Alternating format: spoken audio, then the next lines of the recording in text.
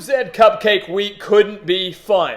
While many teams across the country played mostly inferior opponents, we still had a handful of great games from coast to coast, some big-time upsets, some major scares, and a lot of games that sparked a lot of questions that we hope will be answered by the committee as we enter the final week of the regular season. There's a lot to unpack, guys, from Week 12, which is why we are here today. So welcome back to the Gridiron Expert here with our Week 12 college football recap, just like we do every single Sunday. As always, please continue to like, comment, subscribe, share our videos, and of course, check out everything down in the description below, including these expert picks over on thegridironexpert.com and our new holiday special as well. Look, we got our Christmas tree up. We are in the spirit of giving.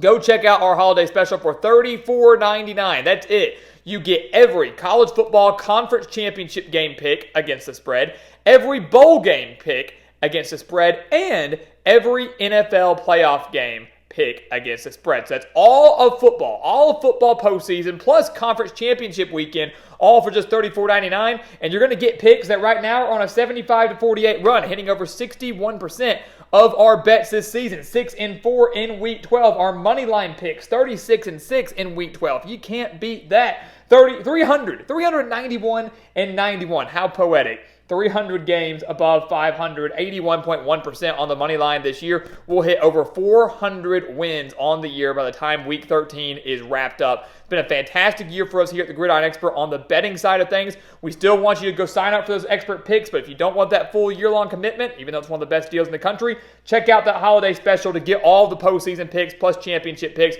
We'll be promoting this from now until the end of the year, but you do not want to miss out on some of the best picks in the entire country, guys, from one of the lowest prices in the country. Marks that will not be beaten and have not been beaten by anyone else in the entire country this year. So let's take a look at Week 12.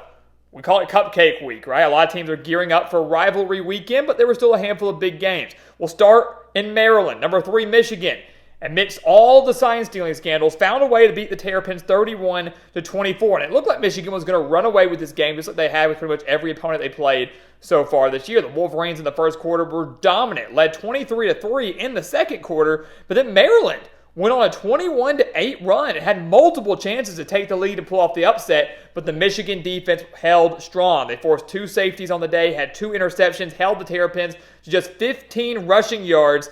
Again, this was a game where I think had Michigan scored right before halftime, keep in mind they were up 23-10, about to score inside like the 5-yard line. J.J. McCarthy threw a pick at the goal line. Michigan makes it 30-10 entering half. It's not nearly as close. I think Michigan continues to run away with it. That gave Maryland life. The Terrapins battled back in the second half, gave the Wolverines everything they could handle, but that Michigan defense held strong even after they fired their linebackers coach. Wins the game and sets up an undefeated showdown, 11-0 versus 11-0. Top 4 teams, Michigan, Ohio State, next Saturday, the game. And we'll have coverage of that game all week long right here on the channel. Do not miss out on that. But a game that has major college football playoff implications. Going to be one of the biggest games of the entire year. Number 10, Louisville. They survive Miami. Miami's Hail Mary was caught. The Hail Mary was caught at the 5-yard line.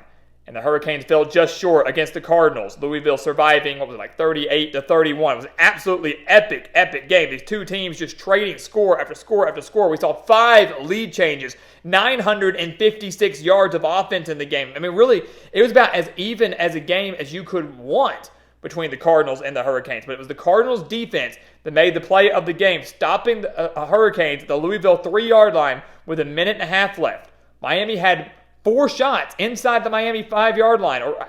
Miami had 4 shots inside the Louisville 5-yard line with about 2 minutes left to go in there and tie the game. Could not convert. Louisville gets the stop. Miami, one last-ditch effort, can't get it. The Cardinals are now in the ACC championship game against Florida State, and that game just got a little bit more interesting after the very tragic, heartbreaking, brutal injury we saw Jordan Travis suffer with the Seminoles on Saturday night.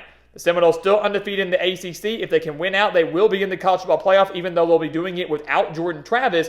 But a Louisville victory over Florida State, if they survive Kentucky, of course, could be interesting to see if the Cardinals find their way into the college football playoff at 11-1. Something to watch out for over these next few weeks. But Louisville in the ACC title game in year 1 under Jeff Brom. A couple quick shout-outs. First out, shout-out to David Braun at Northwestern. A Northwestern team that went 1-11 last year, dealt with all of the scandal in the offseason with Pat Fitzgerald, and David Braun comes in as the interim, wasn't expected to do anything, now has the Wildcats at 6-5, will be going bowling, obviously got the interim tag removed. An unbelievable story, an unbelievable turnaround for a Northwestern program that was left for dead. David Braun bringing them back to life.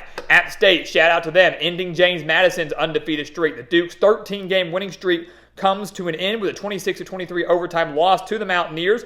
James Madison battled back down 17-5, odd score. 17-5 in the fourth quarter, tied the game up, sent it to overtime, kicked the field goal. App State scoring a touchdown on third down to win the game. Could have gone to double overtime. James Madison couldn't get the stop. Unfortunately, the Dukes were not eligible for the Sun Belt Championship. They were not eligible for a bowl game. The NCAA, corrupt per usual, failing to give them justice. But those big New Year's Six bowl hopes that they could have had would have all come crumbling down on Saturday. A heartbreaking loss for a James Madison team that has gone through so much this year, was hosting game day and could not get the win on their home turf.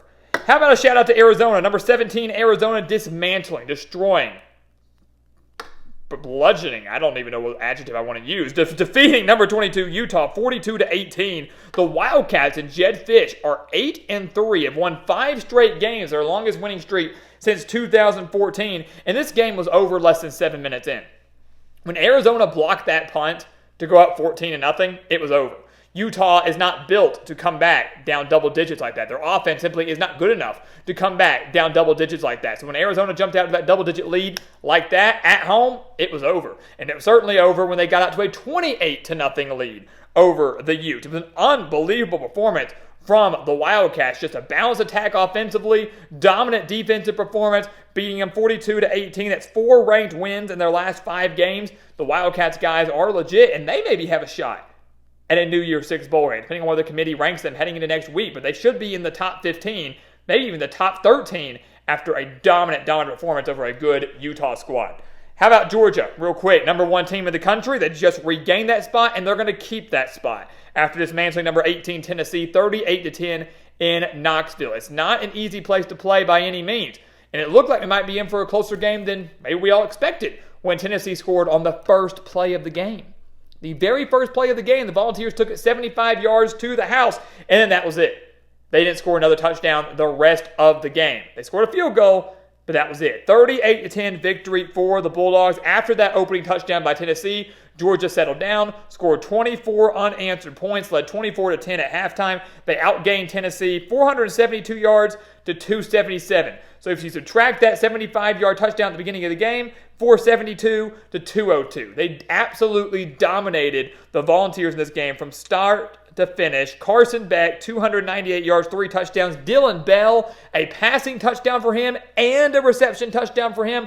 Georgia absolutely did it all, once again proving why they're the best team in the country, why they've won 28 straight games, why they are once again the national title favorite until proven otherwise. And we don't know who that team could be that could challenge them. Maybe it's Michigan, maybe it's Washington, maybe it's Oregon. We don't know, but Georgia right now is the number 1 team in the country until proven otherwise. And spoiler alert, they will be the number 1 team in the country in our GE Top 25 set to come out tomorrow. A lot of changes in those rankings. Make sure you stay tuned for that tomorrow right here on the channel. Number 21, Kansas State. The Sunflower Showdown. Was Kansas finally going to end their 14-game losing streak to the Wildcats? That was the question. Could they do it? They could not. They came so close. They came so close. This was just the 3rd time in the last 15 meetings that the game was decided by 1 possession. But Kansas State battling back to win 31-27 in Lawrence. Kansas State looked like they were kind of like Tennessee at one point. Looked like they were not going to kind of run away with the game, right? Kansas State scored 5 plays into the game, had a deep shot on the first play of the game. It was like, man, Kansas is screwed. Kansas State came ready to play. Kansas had to start their backup quarterback in Cole Ballard. It looked over. But the Jayhawks settled in, and they were playing some really good ball. Even led 27-16 early in the 3rd quarter.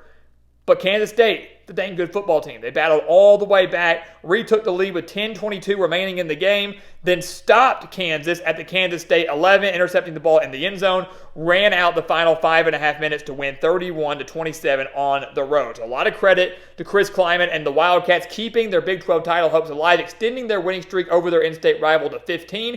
Credit to Kansas, too. Left for dead. playing with a third-string quarterback against a dominant team in Kansas State. Cole Ballard comes out there, 162 yards and a touchdown. Devin Neal, 138 yards and 3 rushing touchdowns. They did everything they could to win this game, just couldn't get over the hump. The Wildcats go to 8-3, Kansas down to 7-4. And then finally, the game of the week, number 5, Washington, number 11, Oregon State. It was a wild, wild weather game in Corvallis. Heavy, heavy rain for the majority of the night. It was fun for us watching at home. Probably wasn't as fun if you were in attendance for the game or out there playing the game. Washington, though, prevailing, remaining undefeated, keeping their playoff hopes alive, beating Oregon State 22-20. And this was a game where the Huskies defense answered the call. You know, we get a lot of hate. Look, Washington has been beneficial, right? I'm not saying they're a bad team. I never once said Washington was a bad team. They're a dang good football team. But you can't sit there and tell me their defense had been great all year.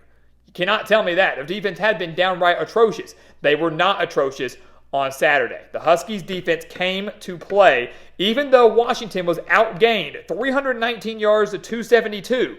The defense forced 3 turnovers. They scored a touchdown off of those turnovers. And they had a bad snap, Oregon State, bad snap on the punt, resulting in the safety, ultimately the difference maker in the game. The turnovers and that safety, the difference maker in the game for the Huskies in a 2-point victory. Can't help but wonder what would have happened had the safety not occurred. But the Washington defense did their job. They got a crucial stop at the Oregon State 47-yard line with 2:08 remaining. And then Michael Penix to Rome Odunze, the connection we have become so used to seeing all year long, converting on 3rd and 3 with 1:58 left to seal the deal in Corvallis, a place where Oregon State was 17-1 dating back to 2021.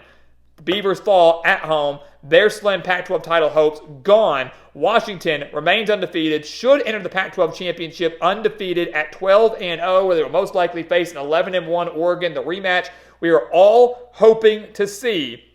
And that game, if it works out the way we believe it will be a college football playoff play-in game. Winner between Washington and Oregon goes to the playoff. It's going to be absolutely epic if it all works out. Both teams still have a game to play. Looking a little too far ahead, but the Huskies did their part in terms of setting that matchup up. They survived Oregon State by 2 in a very, very defensive-minded game, but the Huskies' defense getting it done. The offense, a little bit lackluster. A lot of it playing due to the weather. A lot of it due to the being on the road. A lot of it due to the Oregon State having a good defense. But Washington's defense doing their job for maybe the first time this year.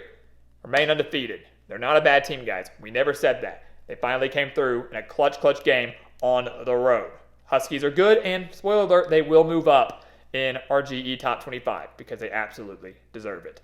So there you go, guys. It was Cupcake Week around the country for many teams, but not for the ones we just mentioned. An absolutely epic weekend of college football, and one that was supposed to be relatively lackluster. It wasn't. And if you think next week's going to be lackluster, you're absolutely crazy. We have the game between Michigan and Ohio State. That is one of the biggest games of the entire year. A playoff play-in game. You do not want to miss it. We'll have the Iron Bowl. We'll have Oregon and Oregon State. And it's rivalry week. Anything can happen on any given Saturday, but especially during rivalry week. You know the rules here at the Gridiron Expert. Rivalry week, you throw records out the window. Get ready. We're going to have you covered every step of the way right here on the Gridiron Expert. So guys, as always, thank you so much for watching us here on YouTube. Please continue to like, comment, subscribe, share our videos, and of course, check out everything down in the description below, including these expert picks. You do not want to miss out on these. 75-48 on the year. That's 61%, one of the best marks in the entire country. If you haven't signed up, we don't know what you're doing yet. You also haven't signed up for the holiday special. You need to get on that. $34.99 gets you every college football conference championship game pick, every bowl game pick, every NFL playoff pick. We've been crushing the postseason picks over the last 5 years. We're going to do it again this year. One of the lowest prices in the country for over 80 picks. You do not want to miss out on it. Go sign up for those today. Again, the link down in the description below. And once again, guys, as always, thank you so much for watching. And we'll see you next time right here on the Gridiron Expert.